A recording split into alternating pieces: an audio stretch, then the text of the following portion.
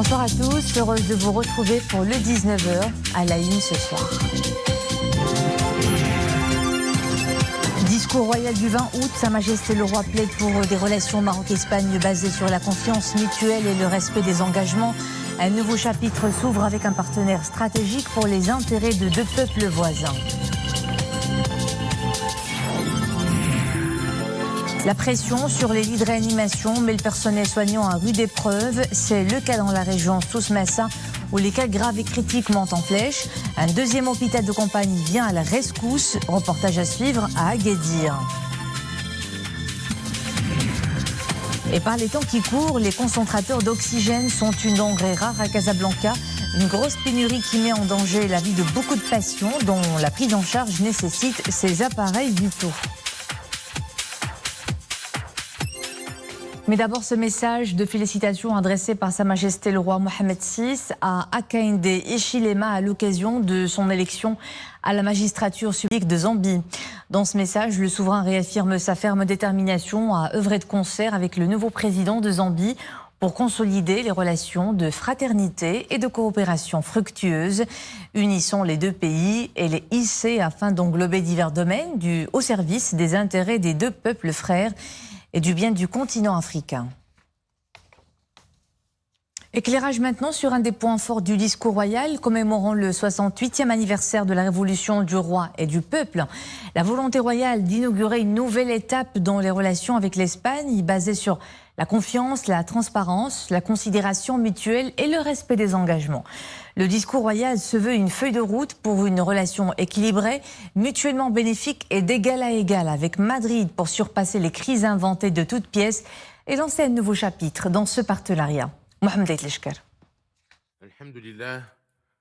En perspective, l'inauguration d'une étape inédite dans les relations entre le Maroc et l'Espagne, une nouvelle étape dont le souverain définit clairement les contours dans son discours à l'occasion du 68e anniversaire de la Révolution du roi et du peuple.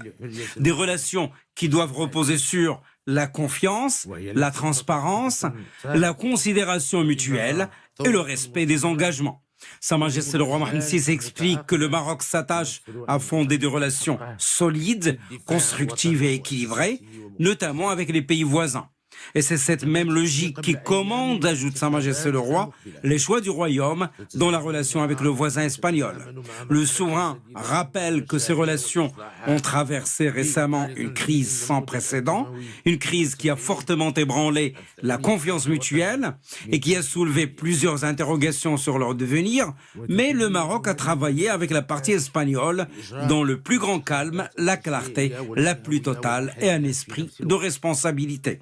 Et Sa Majesté le roi Mohamed VI de poursuivre, le Maroc tient à cœur de renforcer les fondements classiques qui sous-tendent ses relations avec l'Espagne à la faveur d'une compréhension conjointe des intérêts des deux pays voisins. Sa Majesté le roi, qui a suivi personnellement et directement le processus de dialogue ainsi que l'évolution des discussions avec Madrid, précise que le but n'était pas seulement de trouver une issue à cette crise, mais aussi de saisir l'opportunité pour redéfinir les bases et les paramètres qui régissent ces relations.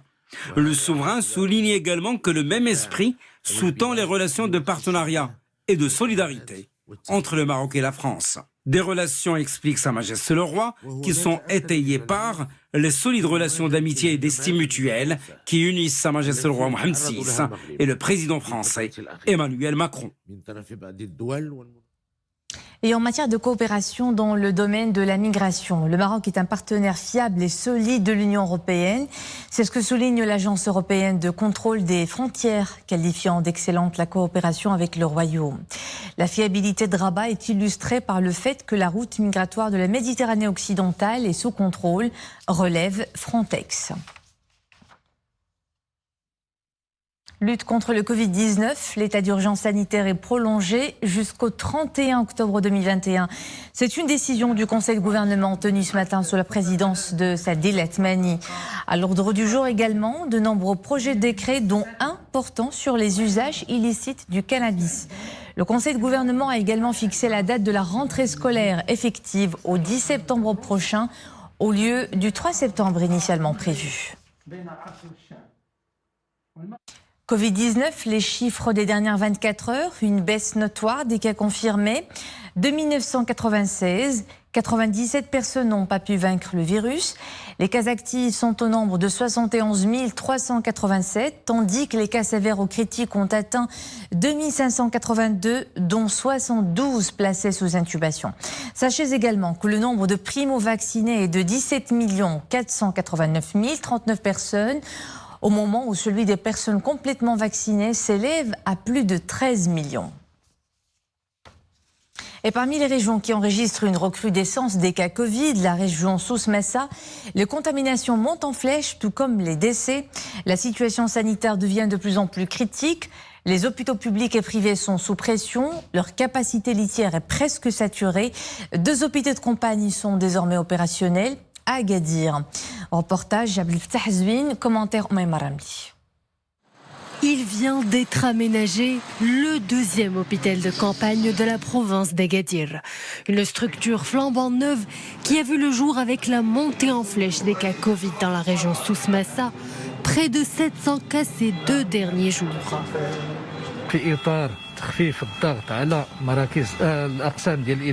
Les services de réanimation et de soins intensifs de l'hôpital Hassan II sont saturés et même le premier hôpital de campagne est en voie de saturation. C'est justement pour alléger cette pression sur ces services névralgiques que cette unité a été aménagée. Équipée en matériel médical nécessaire pour la prise en charge des cas critiques, ces structures commencera à recevoir des patients dans les prochains jours. Cet hôpital de campagne est d'une capacité de 104 lits. Il est également relié à une station d'oxygène nécessaire pour prendre en charge les personnes en détresse respiratoire.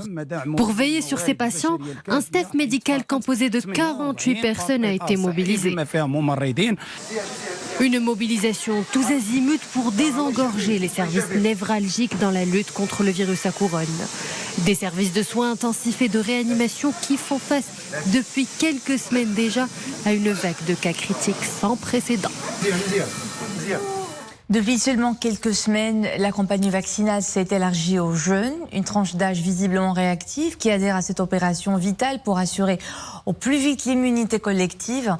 Une bonne partie de cette catégorie cible du vaccin anti-Covid a déjà eu droit au pass vaccinal, désormais un précieux document. Amine Hennaoui, Nisrina Oustar. Mohamed a 18 ans. Dans quelques semaines, il fera son entrée à l'université. À quelques pas de sa maison, au quartier El Barnossi à Casablanca, cette librairie l'accueille aujourd'hui comme d'autres jeunes.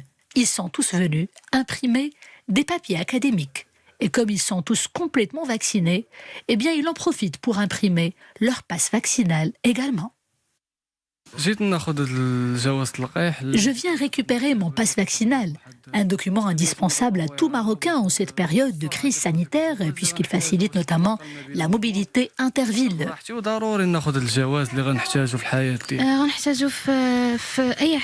Je suis sur le point de rejoindre l'université. J'en aurai certainement besoin à l'avenir. Le passe vaccinal est désormais un must-have pour tous les Marocains, quel que soit leur âge. Pour les gérants de librairie, cette grande affluence est une petite aubaine pour maximiser les recettes, mais surtout un devoir national. Nous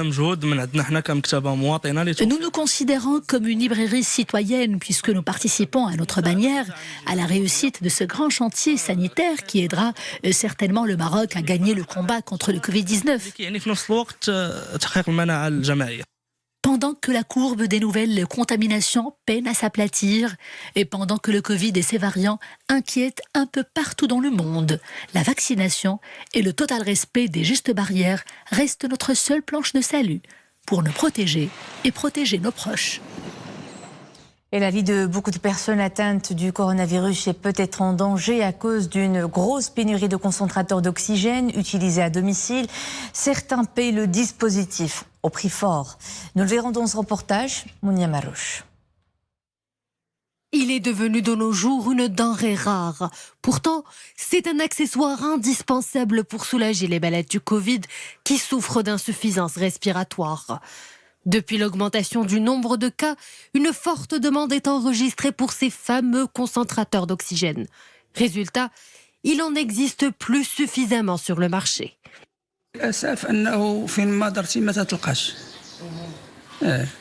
Depuis le matin, je fais le tour des magasins spécialisés dans la vente des équipements médicaux pour trouver un concentrateur d'oxygène. En vain, ils sont devenus presque introuvables sur le marché à la vente comme à la location.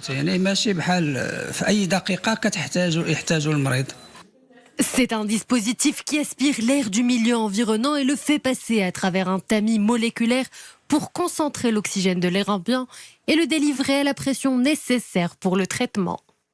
Ce concentrateur d'oxygène peut être utilisé à domicile. Il existe 2 types d'appareils. Le premier est d'une capacité de 5 litres par minute et le deuxième est de 10 litres par minute. Cet extracteur d'oxygène permet de profiter de l'oxygénothérapie à la maison sans aller à l'hôpital. Il suffit juste de suivre le protocole de soins préconisé par le médecin. Il garantit une concentration d'oxygène élevée qui dépasse 93% d'oxygénation. la garantie d'une concentration d'oxygène élevée. Pour les personnes en bonne santé, le taux de saturation du sang en oxygène varie entre 95 et 100%. Lorsque celui-ci est inférieur à 94%, c'est une indication de besoin imminent d'oxygénation. Pourtant, le recours à ces concentrateurs d'oxygène ne peut être laissé au choix de chacun. Un patient atteint du Covid doit prendre l'avis du médecin traitant avant toute utilisation. Place à présent à notre rubrique quotidienne consacrée aux programmes électoraux des partis politiques à l'approche des élections générales du 8 septembre. Ce soir, nous donnons la parole au parti de l'Union marocaine pour la démocratie.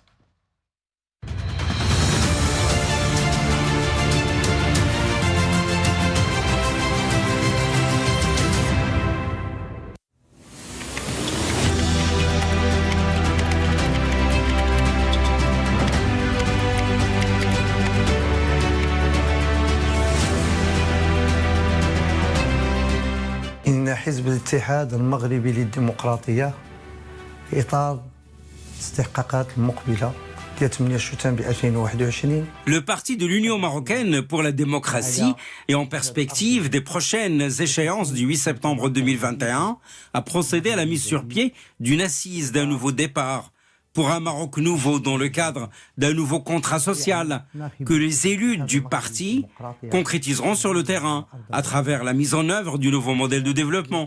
Et parmi les points importants du programme du parti de l'Union marocaine pour la démocratie, premièrement, l'entreprise en tant qu'échafaudage du développement en se basant sur le discours de Sa Majesté le Roi de 2018. Ceci d'une part. D'autre part, il est indispensable d'assurer la couverture sanitaire pour tous les citoyens sur le même pied d'égalité et sans discrimination en vue de garantir la sécurité sanitaire et pour qu'il y ait souveraineté sanitaire comme souligné dans le discours de Sa Majesté le Roi dernièrement. كما جاء في خطاب صاحب الجلالة مؤخرا. النقطة الثالثة وهو لابد من الحد. Le troisième point, c'est qu'il faut mettre un terme aux disparités sociales par la création d'un fonds de la zakat dédié aux démunis et aux nécessiteux. Quatrièmement, il faut qu'on œuvre à l'augmentation des salaires dans les secteurs publics et privés sans distinction. Cinquièmement, le développement des relations commerciales et diplomatiques au plan régional, continental et international. Nous œuvrerons également à la création d'un grand parlement maghrébin sur des bases démocratiques et à l'édification d'un marché maghrébin pour les pays du Grand Maghreb. Nous œuvrerons également au renforcement des droits des minorités au plan régional, continental et international. Notre programme porte également sur la réforme de la justice et le renforcement du rôle de la défense à travers la création d'une institution nationale dont seront issues des institutions régionales en se basant sur la Constitution de 2011 qui a créé 12 régions dans le royaume. Quant au 12e point de notre programme, il porte sur la reddition des comptes et sa mise en œuvre. Le parti de l'Union marocaine pour la démocratie ambitionne l'implémentation du nouveau modèle de développement.